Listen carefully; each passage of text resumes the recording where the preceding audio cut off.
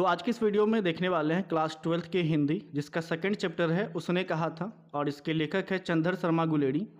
इसके सभी ऑब्जेक्टिव प्रश्न देखने वाले हैं जो कि आपके बिहार बोर्ड एग्जाम के लिए काफ़ी ज़्यादा इंपॉर्टेंट होने वाला है।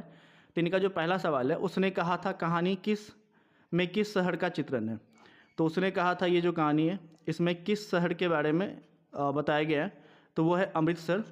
ये कहानी की शुरुआत अमृतसर से ही होती है, तो इसका राइट आंसर है ऑप्शन ए। अगला है लहना सिंह के गांव का नाम क्या था। तो लहना सिंह के गांव का नाम था, तो इस कहानी का एक पात्र लहना सिंह है, उसके गांव का नाम था माझे। ऑप्शन बी इसका सही है। नेक्स्ट क्वेश्चन है हमारा, लहना सिंह किस पद पर था। तो जब लहना सिंह बड़ा हो गया तो वो एक नौकरी कर रहा था, तो वो किस पद पे था, वो था जमादार के पद पे। ऑप्शन सी इसका सही है।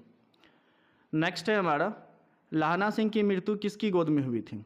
तो लहना सिंह की जब मृत्यु हुई थी ये किसकी गोद में हुई थी, आपको ये बताना है।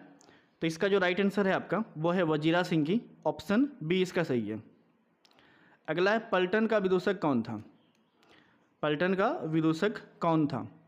तो इसका जो राइट आंसर है आपका वजीरा सिंह। ऑप्शन सी इसका सही है। अगला सवाल देखते हैं, सूबेदार हजारा सिंह के लड़के का नाम क्या था।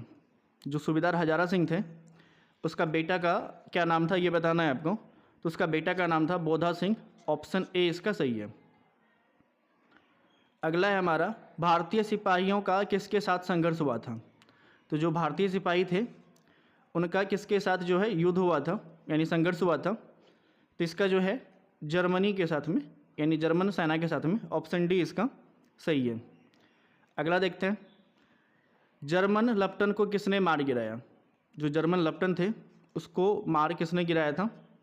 तो इसमें चार ऑप्शन है आपके पास, सूबेदार ने, बोधा सिंह ने, लहना सिंह ने या वजीरा सिंह ने।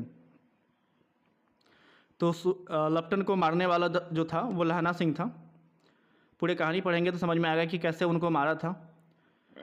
अगला सवाल है हमारा, सिख राइफल्स में जमादार लहना सिंह, यहाँ पे लहना सिंह होगा, लहना सिंह का नंबर क्या था। सिख राइफल्स में जमादार लहना सिंह का नंबर क्या था। तो सिख राइफल्स में लहना सिंह का जो नंबर था वो था 77। ऑप्शन ए इसका सही है। अगला है, सरकार ने सूबेदार को ज़मीन कहाँ दी थी। सरकार ने सूबेदार को ज़मीन कहाँ पर दिया था। तो इनका जो राइट आंसर है आपका वो है आपका लायलपुर में। ऑप्शन डी इसका सही है। याद रखिएगा, सूबेदार जो थे उनको ज़मीन सरकार कहाँ पे दिया था, लायलपुर में। ऑप्शन डी इसका सही है। अगला है, गुलेरी का जन्म कहाँ हुआ था। गुलेरी जी का जन्म, यानी चंदर शर्मा गुलेरी का जन्म कहाँ हुआ था। तो यहाँ पे जिसका राइट आंसर होगा आपका वो होगा बी, जयपुर राजस्थान में। तो गुलेरी जी का जन्म कहाँ हुआ था, जयपुर राजस्थान। गुलेर नामक गांव में हुआ था, इसीलिए उसके नाम में गुलेरी जी शब्द का प्रयोग किया गया है। अगला सवाल है आपका, सुखमय जीवन किसकी रचना है। सुखमय जीवन ये किसकी रचना है। तो इसका जो राइट आंसर है आपका चंदर शर्मा गुलेरी। ऑप्शन ए इसका सही है। सुखमय जीवन को किसने लिखा था, चंदर शर्मा गुलेरी ने। नेक्स्ट क्वेश्चन देखते हैं, उसने कहा था कहानी कब प्रकाशित हुआ। यहाँ पे कुछ वर्ड नहीं दिख रहा आपको। उसने कहा था कहानी कब प्रकाशित हुआ, ये बताना है आपको। तो इसका जो राइट आंसर है आपका वो है 1915 ईस्वी में। ऑप्शन सी इसका सही है। उसने कहा था ये कहानी 1915 ईस्वी में प्रकाशित हुआ था। नेक्स्ट क्वेश्चन है हमारा, कछुआ धर्म किसकी कृति है, यानी किसकी रचना है। तो कछुआ धर्म जो है ये किसकी रचना है, तो चंदर शर्मा गुलेरी की है। ऑप्शन डी इसका सही है। अगला है, पुरानी हिंदी रचना है। पुरानी हिंदी किसकी रचना है। क्वेश्चन ये है कि पुरानी हिंदी जो है ये किसकी रचना है। तो ये जो है आपका चंदर शर्मा गुलेरी जी की ही रचना है। ऑप्शन डी इसका सही है। कौन सा निबंध गुलेरी रचित नहीं है, यानी ये चार जो ऑप्शन है आपके पास, इनमें से कौन सा निबंध जो है जो गुलेरी जी नहीं लिखे हैं। तो इसका जो राइट आंसर है आपका वो है मजदूरी और प्रेम। ये जो है गुलेरी जी नहीं लिखे हैं, बाकी सभी रचना गुलेरी जी की लिखा हुआ है।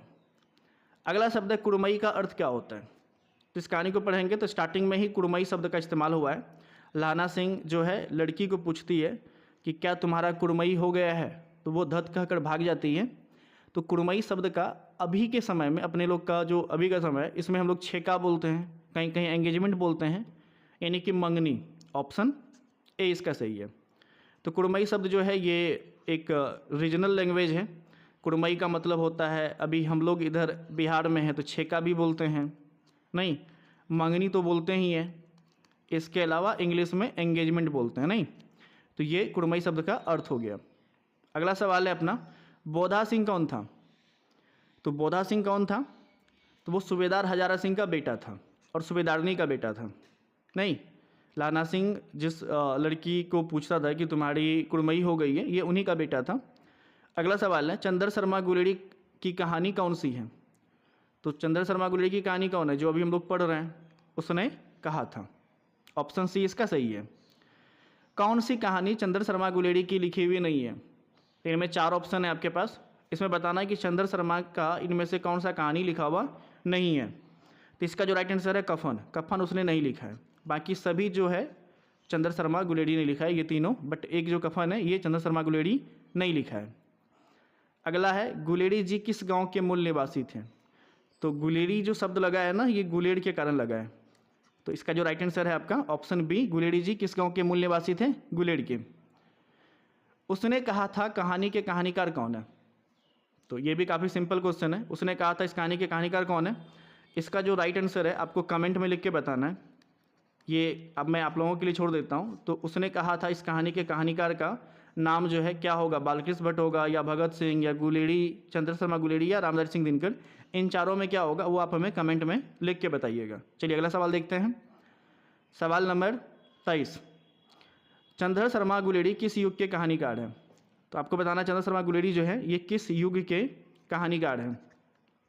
तो इसका जो राइट आंसर होगा, चंद्र शर्मा गुलेरी किस युग के कहानीकार हैं, वो है द्विवेदी युग। ऑप्शन ए इसका सही है। अगला है, उसने कहा था कहानी कितने भागों में विभक्त है? जब इस कहानी को पढ़ेंगे तो उसमें हर जगह लिखा हुआ है, जब कहानी स्टार्ट हुआ था 1 2 3 ऐसा करके ये पार्ट में डिवाइड है। तो ये कहानी कितने पार्ट में है? तो इसका जो राइट आंसर है आपका वो है आपका 5 भाग में। टोटल इस कहानी में कितने भाग हैं उसने कहा था? तो इसमें 5 भाग हैं। तो इसका जो राइट आंसर है आपका ऑप्शन डी, 5 भाग। और इस वीडियो का सबसे जो लास्ट क्वेश्चन है आपके सामने, चंद्र शर्मा गुलेरी का जन्म कब हुआ था? तो चंद्र शर्मा गुलेरी का जो जन्म हुआ था 7 जुलाई 1883 ईस्वी को हुआ था। तो इसी के साथ ये वीडियो यहीं पे समाप्त होता है। अगर आप इस वीडियो को यहाँ तक देखें तो वीडियो अगर पसंद है तो वीडियो को लाइक करिएगा, कमेंट करके फीडबैक दीजिएगा, और चैनल पर पहली बार आए तो चैनल को सब्सक्राइब कर लीजिएगा, और हो सके इस वीडियो को अपने फ्रेंड्स के साथ भी शेयर करिएगा। और अगर आप चाहते हैं कि आप इससे रिलेटेड जितने भी आपके हिंदी हैं, चाहे आर्ट्स में जो भी सब्जेक्ट आपके हैं, उनका आप ऑनलाइन टेस्ट दें, तो आप हमारे जो वेबसाइट है कनक की पाठशाला, यहाँ जाके आप रजिस्टर कर सकते हैं। रजिस्टर करने के बाद अपना अकाउंट बना सकते हैं, और वहाँ पे आप अपना क्लास जो है, क्लास को 12th सेलेक्ट करना है। उनके बाद आपको जिस भी सब्जेक्ट का टेस्ट देना है, आप उस सब्जेक्ट को सिलेक्ट करना है, उसका चैप्टर सेलेक्ट करना है। इनके बाद आपको टेस्ट स्टार्ट करना है। तो वहाँ पे आप डेली टेस्ट दे सकते हैं, और अपने तैयारी को भी देख सकते हैं कि आपकी तैयारी किस प्रकार की हुई है। या आप चाहते हैं कि टेस्ट कैसे देना है, कैसे रजिस्टर करना है, इनके ऊपर प्रॉपर वीडियो बने, तो मैं आपको बना के दे दूँगा, जिससे आप ऑनलाइन टेस्ट हमारे वेबसाइट से दे सकते हैं। और ये प्रॉपर जहाँ पे आप पैसे दे के कोर्स खरीदते हो ना, लगभग उनसे लाख गुना बेहतर मिलेगा मेरे प्लेटफॉर्म पे। आप यहाँ पे जाके टेस्ट वगैरह दे सकते हैं, वीडियो देख सकते हैं, PDF डाउनलोड कर सकते हैं। तो अगर आपको ऐसा कुछ चाहिए, ऑनलाइन टेस्ट देना है, कैसे देना है, इनके बारे में जानकारी चाहिए, तो हमें कमेंट में बताइएगा, मैं उनके लिए भी प्रॉपर वीडियो लेके आऊँगा। तो आपसे मिलते हैं अगले वीडियो में। आज के लिए इतना ही।